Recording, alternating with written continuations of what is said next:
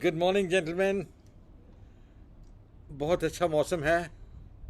Let's have another small video today. I'm free and I'm feeling pretty happy and top of the world. And I'll tell you of a conversation I had yesterday in one of the cocktail parties. And somebody asked me a question, who is India's enemy? So I didn't answer it, but the person next to me he said Pakistan. There's another person nearby who said, no, it's China. A third person came and said, no, it's Nepal and Bangladesh. And then somebody mentioned, I think it could be even Lanka, after all, they're all anti-India. Fair enough. But in my view, there's a hidden enemy. There used to be an old Hindi song,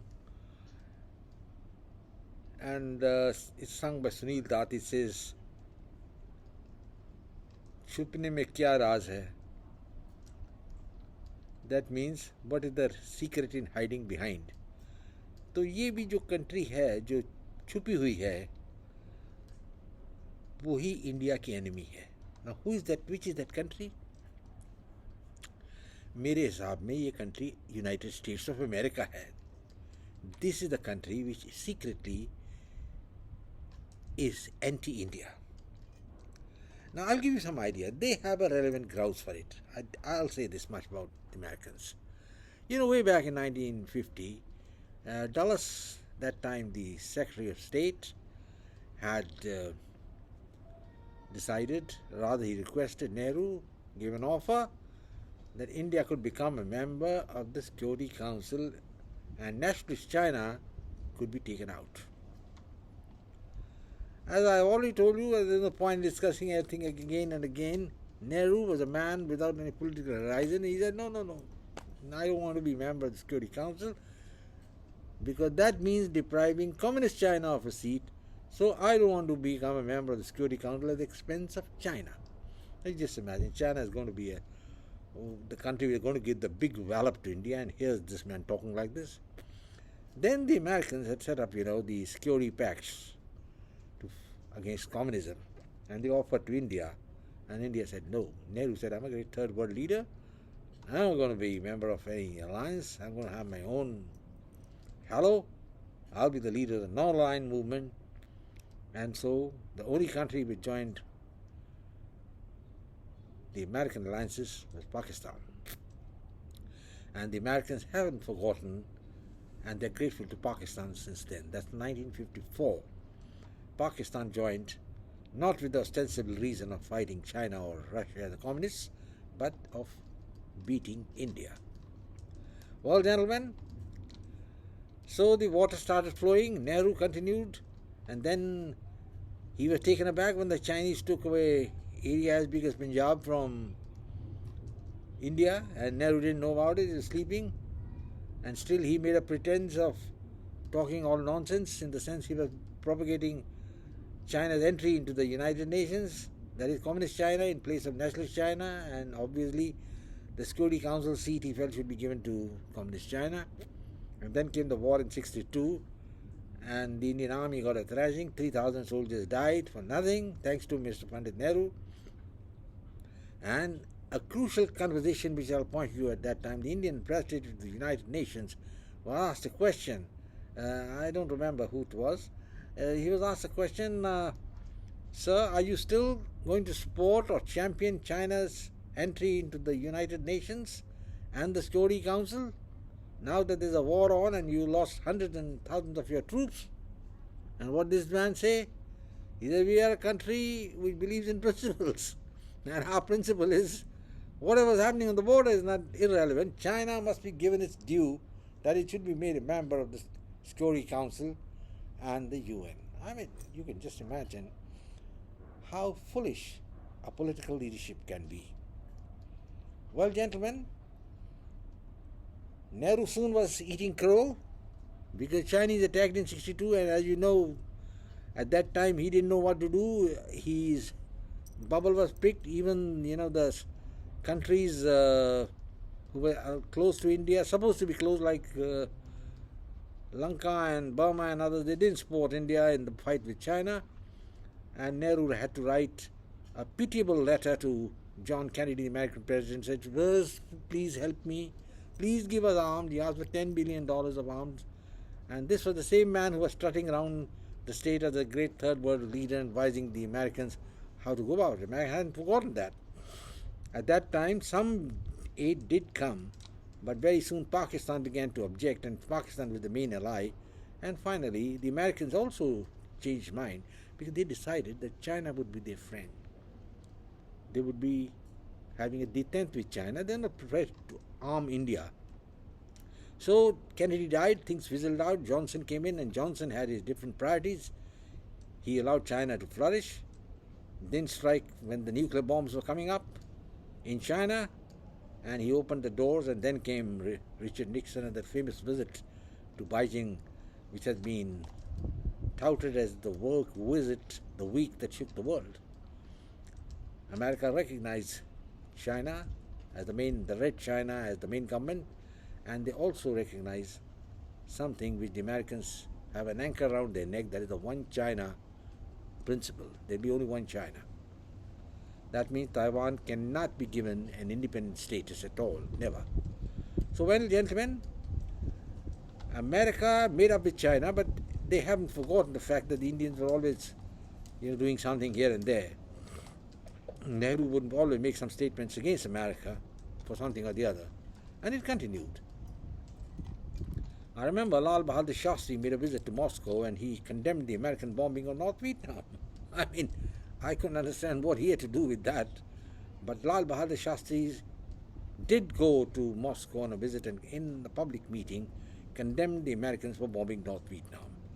So it continued, came the 71 war, and there India won a very fine victory thanks to the Soviet Union, which checkmated the American 7th Fleet, and Indira Gandhi was able to go ahead and create Bangladesh. That is, Pakistan was cut to size, it was broken into two, but that didn't solve the problem, that aggravated the problem, and Pakistan became more and more an ally of the Americans. Then came that famous battle in Afghanistan. The Al-Qaeda had taken over the country, and the Americans decided they must wipe out Al-Qaeda because they can part in the famous terrorist attack in America, which is known as 9/11, when the Trade Towers were hit, the Pentagon was bombed, and so the Americans went into big Afghanistan in a big way. At that time, India's Prime Minister Jawaharlal, our good friend, Vajpayee, offered America bases because the BJP government has come in power, but Americans didn't accept it. They wanted Pakistan because Pakistan had been their ally. And despite Pakistan playing a double game, the Americans stood by Pakistan for 2 decades, and ultimately the net result was that Pakistan became a frontline state against the Russian invasion of Afghanistan. That is the crux of the issue, and that started from 79, and for 10 years General P.L. Haq could have a ball. Later, of course, the Americans went in against Al-Qaeda. There again, Pakistan was their ally. So Pakistan was the ally through thick and thin, and India was nowhere that close. Now the situation is a little different. The global situation is that Russia as a global power is finished. That happened, the collapse of communism. But China has been resurgent, and the Americans are scared of China. That's number one. They would like India to come as a frontline state against China. Now, India is not agreeing, and whether it's right or wrong, I won't say that, because my view is very clear. You don't sit on the fence, and when you sit on the fence, you fall like Humpty Dumpty, who had a great fall, and then all the king's horses and all the king's men couldn't put Humpty Dumpty together again. I hope that doesn't happen to the Indian leadership, sitting on the fence, because they're a member of the Quad, but it's not active. They're not going against mad China for whole scale. Everywhere it's the same thing. India is not supporting Israel whole scale. It's supporting Norway. It's neutral in Ukraine. Not supporting. Well, the Americans want India to condemn the Russians. India is not doing it. So overall, America is friends to a degree. They want to use India. At the same time, they're very clear that they will not let India rise up as and become a great power. You must just imagine, don't trust the Americans too much. The British, I'll give you an example. The Chinese have just made a medium-range airliner. It uses engines from Boeing, and this is a wonderful plane. I think there are more than 1,100 bookings have been taken place, but the engine comes from Boeing, and that engine is not going to come from America now, and the plane is not going to fly. And though there's a penalty of $80 billion, Americans are ready to pay it, but they'll put the Chinese economy down. Similarly, most of our fighters and so-called Tejas and all which is coming, all having American engines, American increments. And if India thinks that America is going to go and give you technology, sadly mistaken. So net result, gentlemen, the levers will be with America, and they will do it what they want to do, and India must beware of America. Now look at it. America is supporting the Khalistan movement.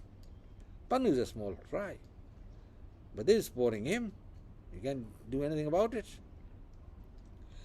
Now they have easily been able to detect the Indian attempt or the alleged attempt to wipe out Pannu, but so many weeks have passed when the Indian consulate in San Francisco was set on fire and nobody been arrested. The so-called FBI, which is so very omnipresent everywhere, hasn't been able to find a single man who went and set the consulate on fire. So gentlemen, this is the thing. America will be friends with you so long as you remain at number 3 below them.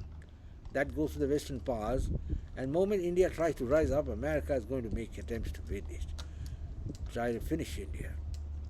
Even now, the Manipur agitation is fueled by people from abroad. I won't say it's America, but there are people from abroad. And if America is a great friend of India, it has never recognized Kashmir as a part of India. Never. They've been just sitting on the fence, and that's about all. The American ambassador visited Kashmir, and so the Pakistani ambassador also went to Azad Kashmir. When India protested, the Americans said, look, our man goes to your Kashmir, your Indian-occupied Kashmir. They go similarly. Our ambassador in Pakistan also went to the Pakistan-occupied Kashmir. So everywhere, America has played a double game. They won't go openly against India. They can't afford it. They want to entice India into their group. They offer us membership of NATO to India, which India has accepted. But overall, they will ensure that India does not become the global power. And India has got so many weak points. That is why the Americans would be more than happy if Narendra Modi can be overthrown and sent away, and maybe some more pliable man like Rahul Gandhi or somebody like that can come into power, and the same thing, and that Atmanirbhar scheme and all that can be dumped. You can keep on importing weapons from America. A lot of cut money can keep on going into the pockets of these congressmen, because these are the antics of the Congress throughout for the last 75 years. Gentlemen, this is just food for thought, general discussion. I'll close now and say goodbye. Please subscribe to my channel, share it with your friends, and come back for more. God bless.